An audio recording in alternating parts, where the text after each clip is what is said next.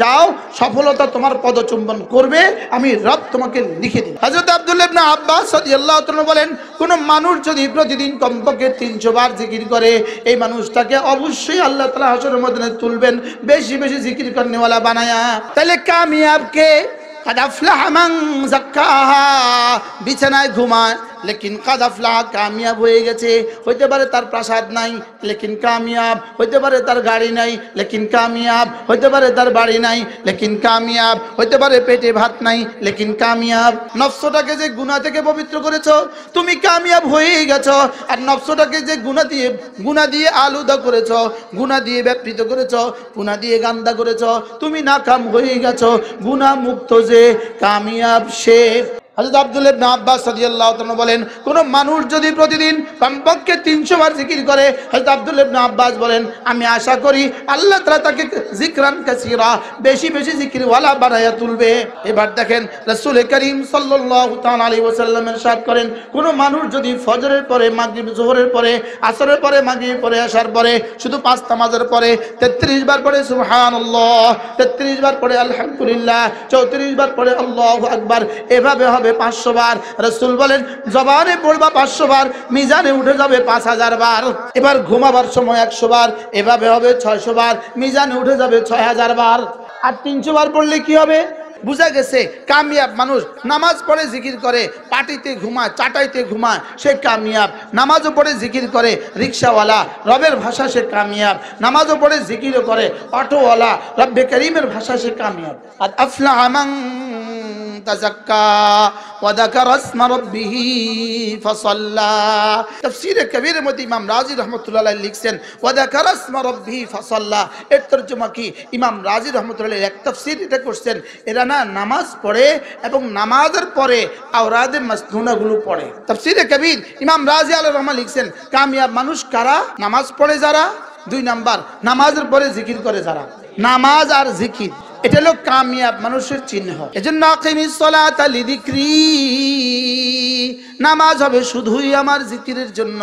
আর যদি নামাজ হয়ে যায় ওয়ালা যিকরুল্লাহি আকবার, এটা হয়ে যাবে সবচেয়ে বড় জিকির। নামাজ আর জিকির কি পরিমাণ অঙ্গাঙ্গিভাবে জড়িত, যেন রব্বুল আলামিন বলেন, ফজর থেকে জোহর পর্যন্ত চলবে জিকির, জোহরে ছুটে এসে হবে নামাজ, আবার পড়বা জিকির, আবার ছুটে এসে পড়বা আসর, আবার করবা জিকির, আবার ছুটে এসে পড়বা মাগরিব, আবার পড়বা জিকির, আবার করবা জিকির, আবার ছুটে এসে এশা, আবার করবা জিকির, আবার ছুটে এসে ফজর, আবার করবা জিকির, আবার ছুটে এসে যোহর। এজন্য ফাইদা খুদিয়াতিস সালাতু ফান্তাশিরু ফিল আরদ ওয়াবতাগু মিন ফাদলিল্লাহ ওয়াযকুরুল্লাহ কাসীরা লাআল্লাকুম তুফলিহুন। রব্বুল আলামিন বলেন, যখন তুমি ব্যস্ত থাকো কাজে, আজান হলে ছুটে আসো নামাজে, ছেড়ে দাও হাতের কাজ, পড়ে নাও নামাজ, যালিকুম খায়রুল লাকুম, এটা তোমাকে দেওয়া তোমার রবের পক্ষ থেকে তোমার জীবনের শ্রেষ্ঠ ফর্মুলা।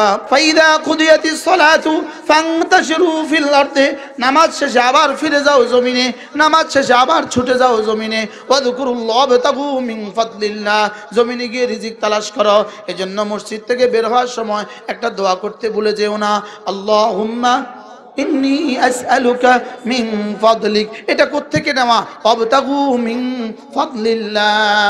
নামাজ শেষে ফিরে যাও কাজে, নামাজ শেষে ফিরে যাও দোকানে, নামাজ শেষে ফিরে যাও ফ্যাক্টরিতে, নামাজ শেষে ফিরে যাও খেতে, নামাজ শেষে ফিরে যাও জমিনে, গিয়ে কি করো? ওয়াবতাগু মিন ফাদলিল্লাহ, সেখানে গিয়ে রিজিক তালাশ করো। তবে রিজিক তালাশের ফাঁকে ফাঁকে ওয়াযকুরুল্লাহ কাসীরা, রিজিক তালাশের ফাঁকে ফাঁকে বেশি করে করে জিকির করো। তাহলে 3টা কাজ পেয়ে গেলাম।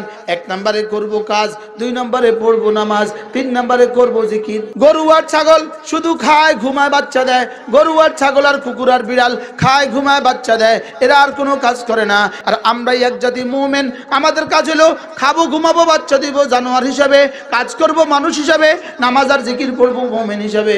তাহলে বেদিন শুধু কাজ করে, শুধু কাজ করে, শুধু কাজ করে, খায় ঘুমায় আর কাজ করে, খায় ঘুমায় আর কি করে? কাজ করে। আচ্ছা, আমাদের মুসলমানদের মধ্যে কিছু অপদার্থ এরকম আছে না নাই? শুধু খায়, শুধু ঘুমায় আর শুধু কাজ করে, আছে না নাই? বলো, শুধু খায় ঘুমায় কাজ করে, এটা কার কাম? বেঈমানের কাম। আর আমাদের কাজ কি? খাবো ঘুমাবো কাজ করব নামাজ পড়বো। فإذا قضيت الصلاة فانتشروا في الأرض وابتغوا من فضل الله واذكروا الله كثيرا لعلكم تفلحون رب العالمين বলেন কাজ করবা কাজের ফাঁকে ফাঁকে নামাজ পড়বা নামাজ পড়ে আবার কাজ করবা কাজের ফাঁকে ফাঁকে জিকির করবা যাও কথা দিলাম লাআল্লাকুম তুফলিহুন সফল আমি করে দিব তোমাকে তুমি যদি নিয়মিত কাজ করো 2 নম্বরে নিয়মিত নামাজ পড়ো 3 নম্বরে বেশি বেশি জিকির করো যাও সফলতা তোমার পদচুম্বন করবে আমি রব তোমাকে লিখে দিই সফলতার মালিক কে আল্লামা হাফেজ ইবনে কাসির আলাইহির রাহমা তিনি লিখছেন কামিয়াবি কাকে বলে জানো ফালাহ কাকে বলে জানো আইয়াজিদাল মারউ কুল্লা মাহবুবিহি একজন মানুষ তার জীবনের সমস্ত প্রিয় বস্তু পেয়ে যাওয়া এটাকে বলে ফালাহ একজন মানুষ কি তার জীবনের সব প্রিয় বস্তু পেতে পারে দুনিয়া সমস্ত প্রিয় বস্তু পাওয়ার জায়গা না একজন মানুষ তার জীবনের সমস্ত প্রিয় বস্তু পাইতে পারে না এজন্য জীবনের সমস্ত প্রিয় বস্তু পেয়ে যাওয়া এটার মেজদাক শুধুই জান্নাত এজন্য কাদ আফলাহা মান যাক্কাহা যে নফসকে পরিচ্ছন্ন করেছে সে কামিয়াব হয়ে গেছে এখানে কামিয়াব হয়েই গেছে এর তরজমা হলো সে জান্নাতে ঢুকেই গেছে আল্লাহ তাআলা বলেন কামিয়াব হয়েই গেছে 7 গুণে গুণী যারা কামিয়াব হয়ে গেছে তারা আর যারা কামিয়াব হয়ে গেছে তারা না জান্নাতুল ফেরদাউসের ওয়ারিস হয়ে গেছে এবার আমি বললাম আল্লাহ দুনিয়াতে কামিয়াব মানুষের চিহ্ন তো একটু বলে দেন তা আল্লাহ তাআলা বলেন কাদ আফলাহা মান তাযাক্কা وذكر اسم ربه فصلى রব্বুল আলামিন বলেন দুনিয়াত কামিয়াব মানুষের পরিচয় হলো এরা না নামাজও পড়ে জিকিরও করে তাহলে কামিয়াব কে কাদ আফলাহা মান যাক্কাহা বিছানায় ঘুমায় লেকিন কাদ আফলাহা কামিয়াব হয়ে গেছে হইতে পারে তার প্রাসাদ নাই লেকিন কামিয়াব হইতে পারে তার গাড়ি নাই লেকিন কামিয়াব হইতে পারে তার বাড়ি নাই লেকিন কামিয়াব হইতে পারে পেটে ভাত নাই লেকিন কামিয়াব সুবহানাল্লাহ বলেন লেকিন কি قد أفلح من زكاها وقد خاب من دساها নফসটাকে যে গুনাহ থেকে পবিত্র করেছো তুমি কামিয়াব হয়ে গেছো আর নফসটাকে যে গুনাহ দিয়ে আলুদা করেছো গুনাহ দিয়ে ব্যাপৃত করেছো গুনাহ দিয়ে গান্দা করেছো তুমি নাকাম হয়ে গেছো গুনাহ মুক্ত যে কামিয়াব সে সুবহানাল্লাহ বলেন আজকে আমাদের নানুপুর বয়ান ছিল নানুপুর বয়ান ছিল নানুপুর থেকে আমি এখানে বয়ান করে আসছি হযরত নানুপুরি রহমতুল্লাহ আলাইহি এক শের হুজুর রহমতুল্লাহ আলাইহি প্রায় সবখানে এই শেরটা বলতেন কুওয়াতে কি নাদারি বদমকুন বার ওজুদে খুদসে তম্বে হাতমকুন হুজুর রহমতুল্লাহ আলাইহি সব সময় এই শের বলতেন যদি তুমি নেকি করার বেশি শক্তি নাও পাও যদি নেকি বেশি করতে নাও পারো কমপক্ষে গুনাহ করবে না বলেন ফরজ ওয়াজিব ছাড়বো না কোনো গুনাহ করব না কোনো সুন্নত ছাড়ব না কোনো নফল ছাড়ব না আর কোনটা বাদ গেল আমাদের আল্লামা নুরুল ইসলাম ওলিপুরি দামাত বারাকাতুহু তিনি বলেন ফরজ ওয়াজিব করব কেন তিনি বলেন ফরজ ওয়াজিব করব জাহান্নাম থেকে বাঁচার জন্য তাইলে বোঝা গেছে ফরজ ওয়াজিব ছেড়ে দিলে জাহান্নাম থেকে বাঁচা সহজ হবে না কি ভাই ফরজ ওয়াজিব করব কেন বলে না ফরজ ওয়াজিব করব কেন ফরজ ওয়াজিব করব কেন জাহান্নাম থেকে বাঁচার জন্য গুনাহগুলো ছেড়ে দিব কেন জান্নাতে যাওয়ার জন্য যদি ফরজ ওয়াজিবও করা হয়ে গেল গুনাহগুলোও ছেড়ে দেওয়া হয়ে গেল ইনশাআল্লাহ হাসতে হাসতে জান্নাতে চলে যাব ফরজ ওয়াজিব ছাড়বো না বলেন ফরজ ওয়াজিব ছাড়বো না কোনো গুনাহ করব না আচ্ছা এই স্লোগানটা নিয়ে যদি বাড়ি যাওয়া যায় তার দামটা কেমন হবে যদি এই সিদ্ধান্ত নিয়ে বাড়ি চলে যেতে পারেন যুবক এই সিদ্ধান্ত নিয়ে যদি বাড়ি চলে যেতে পারো ফরজ ওয়াজিব ছাড়বো না কোনো গুনাহ করব না জানো ফেরেশতা তোমাকে তোমার তাকদীর নির্ধারণের আগে তোমার বেতন ঠিক করার আগে তোমাকে ফেরেশতা জিজ্ঞেস করবে এই বলো তোমার কি কি লাগবে কি যদি রব জিজ্ঞেস করে কি কি লাগবে তো কেমন হবে পুরস্কারটা কেমন হবে হ্যাঁ এজন্য ফরজ ওয়াজিব ছাড়বো না ফরজ ওয়াজিব ছাড়বো না কোনো গুনাহ করব না ফরজ ওয়াজিব ছাড়বো না কোনো গুনাহ করব না চোখের গুনাহ করব না কানের গুনাহ করব না জবানের গুনাহ করব না হাতের গুনাহ করব না পায়ের গুনাহ করব না লজ্জাস্থানের গুনাহ করব না সুবহানাল্লাহ আর কি লাগে এই ওয়াজের নামে মাঝে মাঝে আপনাদেরকে এগুলো মনে করিয়ে দেওয়া মাঝে মাঝে এগুলো কি করা আচ্ছা কেউ না কেউ যদি এগুলো মাঝে মাঝে মনে না করায় তো জাতির কি অবস্থা হবে জাতি চোর হবে আর ডাকাত হবে চোর হবে আর কি হবে বলেন ফরজ ওয়াজিব ছাড়বো না ফরজ ওয়াজিব করব কেন? জাহান্নাম থেকে বাঁচার জন্য। গুনাহগুলো ছেড়ে দিব কেন? জান্নাতে যাওয়ার জন্য। সুন্নতগুলো করব কেন? রাসূলের শাফাআত পাওয়ার জন্য। নফলগুলো করব কেন? আল্লাহর ওলি হওয়ার জন্য। তাহলে বোঝা গেছে নফল করলে কি হওয়া যায়? আল্লাহর ওলি হওয়া যায়। কোন নফল করলে আল্লাহর ওলি হওয়া যায়? যেই নফলে ফরজ ওয়াজিব ছুটে না, যেই নফলের সাথে কোনো গুনাহ হয় না, যেই নফলের সাথে কোনো সুন্নত ছুটে না। এই নফলে কি হওয়া যায় বলেন? আল্লাহর ওলি, আল্লাহর ওলি হওয়া যায়। ইয়া আইয়ুহাল্লাযীনা আমানু যকুরুল্লাহ যিকরান কাসীরা ওয়াসাব্বিহুহু বুকরাতান ওয়া আসীলা।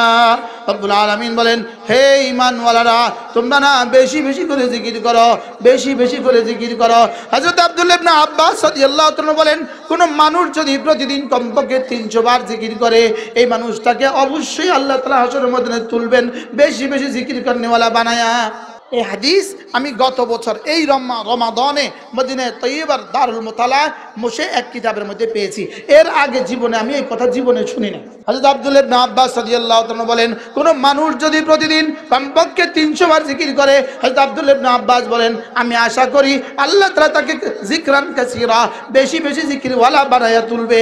এবার দেখেন রাসূল করিম সাল্লাল্লাহু তাআলা আলাইহি ওয়াসাল্লাম ইরশাদ করেন, কোন মানুষ যদি ফজরের পরে, মাগরিব, যোহরের পরে, আসরের পরে, মাগরিব পরে, আশার পরে, শুধু 5 নামাজের পরে 33 বার পরে সুবহানাল্লাহ, 33 বার পরে আলহামদুলিল্লাহ, 34 বার পরে আল্লাহু আকবার, এভাবে হবে 500 বার। রাসূল বলেন, জবানে পড়বা 500 বার, মিজানে উঠে যাবে 5000 বার। এবার ঘুমাবার সময় 100 বার, এভাবে হবে 600 বার, মিজানে উঠে যাবে 6000 বার। আর 300 বার পড়লে কি হবে? 300 বার পড়লে বেশি জিকির করনেওয়ালা হয়ে উঠবে। বলেন, বেশি জিকির করনেওয়ালা হয়ে উঠবে কতবার পড়লে? আর আমি যদি এভাবে পড়ি তো কতবার হয়? মোট 600 বার। আর এখানে উঠে কতবার? 6000 বার। কারণ ফেরেশতাকে রব্বুল আলামিন 10-এর নিচে লিখতে দেন নাই। ফেরেশতা কতবার লিখে? ঘড়ি কই? ফেরেশতা কতবার লিখে? এবার দেখেন 9টা 5 বাজে, 9টা কত? আমরা এখন মস্ক করব, রিহার্সাল করব। আমরা এখন মস্ক করব 9টা 6 বাজে। প্রতিটা শব্দ এক নিঃশ্বাসে একবার পড়ব। কতবার? ধ্যানের সাথে এভাবে পড়বেন। আবাল বৃদ্ধ সকলেই পড়ব। নওজোয়ান তুমিও পড়বা, বাচ্চা তুমিও পড়বা, ওলামা একরামও পড়ব। 9টা 6 বাজে। কয়টা? সুবহানাল্লাহ। এক নিঃশ্বাসে একবার, এক নিঃশ্বাসে সুবহানাল্লাহ। 9-6 শুরু করছি, এখন 10। কয় মিনিট হয়েছে? কয় মিনিট? আপনারা বলুন তো, এই মজলিসেও কি এমন মানুষ খুঁজে পাওয়া যাবে যিনি জীবনে আজকে প্রথমেই সুন্দর করে 4 মিনিট পড়েছেন? যাবে না? যাবে না? জীবনে প্রথম এত সুন্দর করে 4 মিনিট পড়ছে এই মজলিসেও কয়েকশো মানুষ পাওয়া যাবে। বাস্তব না বাস্তব? বলেন। এবার বলুন তো দেখি, এভাবে যদি 4 মিনিট প্রতিদিন, ফজরের পরে 4 মিনিট, জোহরে 4 মিনিট, আসরে 4 মিনিট, মাগরিবে 4 মিনিট, এশায় 4 মিনিট দিতে পারেন, আমি কসম খেয়ে বলি, কসম খেয়ে বলি, ইনশাআল্লাহ আল্লাহ দুনিয়া সুন্দর করে দিবে, আখিরাত সুন্দর করে দিবে। পড়বো তো ইনশাআল্লাহ? নিয়ত পাক্কা ইনশাআল্লাহ। পৃথিবীর সব কাজ প্র্যাকটিক্যাল ছাড়া, কোনো কাজ পৃথিবীতে প্র্যাকটিক্যাল ছাড়া হয় না। জিকির প্র্যাকটিক্যাল ছাড়া হবে কেন? আজকের এই মঞ্চ মাশাআল্লাহ খুব ভালো লাগে, কারণ নওজোয়ান বেশি। যারা বাঁশ দিয়া 16 বছরের ফ্যাসিস্টকে তাড়াইছে তারা বেশি। তারা তোমাদেরকে ধ্বংসের জন্য কত চেষ্টা করেছে। শিক্ষা পদ্ধতি 16 বছর ধরে শিক্ষা পদ্ধতিকে ধ্বংস করেছে, শুধুই জাতির ফিউচারকে, জাতির ভবিষ্যৎ প্রজন্মকে ধ্বংসের জন্য। যাদেরকে ধ্বংসের জন্য এত প্ল্যান করেছে, যাদেরকে ধ্বংসের জন্য ক্লাস বাদ দিছে, যাদেরকে ধ্বংসের জন্য শিক্ষা বাদ দিছে, যাদেরকে ধ্বংসের জন্য পরীক্ষা পদ্ধতি বাদ দিছে, এত কিছু করছে যাদেরকে ধ্বংসের জন্য। আল্লাহ কয়, রাখ, এদের হাতে বাঁশ তুলে দিয়া তোদেরকে সর্বনাশ করে দিবে। দিছে না দেয় নাই? বলেন, কি পরিমাণ সর্বনাশ করছে। ইনশাআল্লাহ কিয়ামত পর্যন্ত আর ফিরবে না। বলেন ইনশাআল্লাহ, বলেন ইনশাআল্লাহ। এটাই পরিণতি হয়। আল্লাহ ওয়ালাদের সাথে যারা বেয়াদবি করে, আল্লাহ ওয়ালাদের সাথে যারা গাদ্দারি করে, এটাই পরিণতি হয়। এটা কি হয় বলেন? পরিণতি হয়। এজন্য বাংলাদেশে একটা বাক্য, আমরা এই 16 বছর ধরে আমাদের যুবকদের কাছ থেকে, ছেলেদের কাছ থেকে একটা বাক্য শুনতাম, বাংলা ছাইরা ভারত যা, বাংলা ছাইরা ভারত যা। এটা যে 100 ভাগ এভাবে বাস্তবায়ন করবে আল্লাহ তাআলা, এটা তো আমাদের ধারণা ছিল না। কি পরিমাণ শতভাগ বাস্তবায়িত হয়েছে, সুবহানাল্লাহ বলেন। পেটের বাচ্চাও নিয়ে গেছে, পিঠেরটাও নিয়ে গেছে। এখন যদি মনে করে শর্ট করে এসে পড়বো, কিয়ামত পর্যন্ত এটা আর হবে না। এটা আর এদেশে হবে না। এটা আর এদেশে কি আল্লাহ তৌফিক দান করেন। হ্যাঁ, মনে করছে সফল। পৃথিবীতে যে কেউ আল্লাহকে বাদ দিয়ে যদি কেউ সফলতার আশা করে, আল্লাহকে বাদ দিয়ে যদি কেউ সফলতার আশা করে, নামাজ বাদ দিয়া, জিকির বাদ দিয়া সফলতার আশা করে, ঈমান বাদ দিয়া, ইয়াকিন বাদ দিয়া সফলতার আশা করে, নামাজ বাদ দিয়া, জিকির বাদ দিয়া, কোরআন বাদ দিয়া, মাদ্রাসা বাদ দিয়া কেউ যদি সফলতার আশা করে, এই সফলতার পরিণতি 5ই আগস্ট যেমন হয়েছে এমনই হয়। বলেন 5ই আগস্টের পরিণতিটা কেমন হয়েছে? 11টার সময় হুবহু রব্বুল আলামিনের ওই আয়াত কারিমা যেন আমাদেরকে মনে করিয়ে দেয়। আল্লাহ তাআলা বলেন 11টার সময় কি বলছে জানেন? সেনাবাহিনীকে কি বলছে? তোমাদের জন্য কত টাকা আমি খরচ করেছি, তোমাদের জন্য কত কোটি কোটি ডলার আমি খরচ করছি, আমার সাথে আজকে এই আচরণ করছো। তো আল্লাহ তাআলা আগেই বলেন আমি তোমাদের জন্য অনেক টাকা খরচ করছি। এটা বলবে সুবহানাল্লাহ। বলেন কি বলবে? এটা বলবে। দেখেন, আয়াহসাবু আল্লান ইয়াকদির আলাইহি আহাদ ইয়াকুলু আহলাকতু মালাল লুবাদা। 5ই আগস্ট 11টার সময় শুধু এক বাক্য, ইয়াকুলু আহলাকতু মালাল লুবাদা। এখন দিল্লিতে বসে বসে শুধু এক বাক্য, ইয়াকুলু আহলাকতু মালাল লুবাদা। হায় কত মাল খরচ করলাম, হায় কত মাল খরচ করলাম। আচ্ছা, কিভাবে আল্লাহ যা বলছে তা? আল্লাহ আমাদেরকে তৌফিক দান করেন। 5 ওয়াক্ত নামাজ পড়বো তো ইনশাআল্লাহ। বলো ইনশাআল্লাহ। জওয়ানরা ইনশাআল্লাহ বলো ইনশাআল্লাহ। আল্লাহ তৌফিক দান করে। আমি একটা শ্লোক শিখাই। ইনশাআল্লাহ হাত উঠাইয়া ওয়াদা করলাম ভাই, নামাজ জিকির ঠিক করিয়া মরতে চাই সবাই। ইনশাআল্লাহ বলো ইনশাআল্লাহ হাত উঠাইয়া ওয়াদা করলাম ভাই, নামাজ জিকির ঠিক করিয়া মরতে চাই সবাই। হাত নামান। আল্লাহ তৌফিক দান করেন। আমি বলবো নামাজ জিকির, আপনি বলবেন ঠিক করিয়া। নামাজ জিকির ঠিক করিয়া, নামাজ জিকির।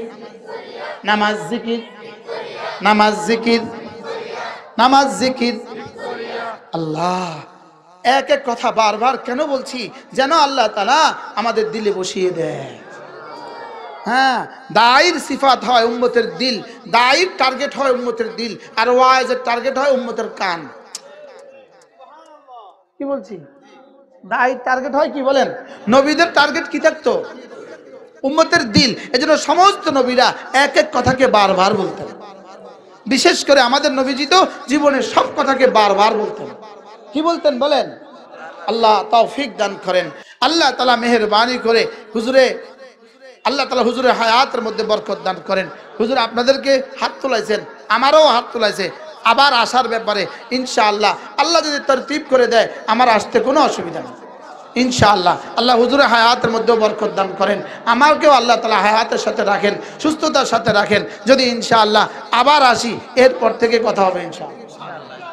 সুবহানাল্লাহি ওয়া বিহামদিহি, সুবহানাকাল্লাহুম্মা বিহামদিক, আশহাদু আল্লা ইলাহা ইল্লা আনতা, আস্তাগফিরুকা ওয়া আতুবু ইলাইক। ওয়া সাল্লাল্লাহু তাআলা আলা নবিয়িল